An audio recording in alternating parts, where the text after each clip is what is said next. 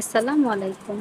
যারা হাতে এভাবে নখ একদম ভরাট করে, আঙ্গুল ভরাট করে মেহেদি দিতে পছন্দ করো, কিন্তু নিচের বর্ডারটা দেখো বাঁকা হয়ে যায়। আমরা যখন মেহেদিটা দিয়ে বা আমরা বেশিরভাগ এভাবে মেহেদি দিলে এখানে আঙ্গুল দিয়ে বা ফিনিশিংটা দেওয়ার চেষ্টা করি। তো এভাবে মেহেদি দেওয়ার পরে আমাদের হাতটা যখন আমরা বটি তখন আঙ্গুলটা আমাদের কি হয় মেহেদিটা এলোমেলো হয়ে যায়। সেজন্য আমরা কি করবো, একটা কস্টিপ নিয়ে নিতে পারি। এভাবে তোমরা হয়তো অনেকে দেখেছো এই টিপটা।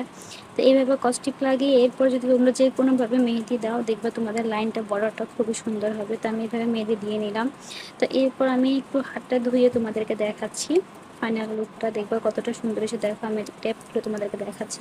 তো এভাবে কস্টিপ দিয়ে 5 আঙ্গুলের কস্টিপ লাগিয়ে তোমরা যদি মেহেদি দাও, তাহলে তোমাদের মেহেদির বর্ডারগুলো খুব সুন্দর হবে এবং তোমাদের ডিজাইন করতেও খুব সুন্দর হবে। দেখো আমার আঙ্গুলটা, দুইটা মেহেদির দেখো লাইনগুলো দেখো, নিচের বর্ডারগুলো দেখো কতটা ক্লিয়ার হয়েছে, কতটা সুন্দর লাগতেছে। দুটো আঙ্গুলের পার্থক্য দেখলেই তোমরা বুঝতে পারবা।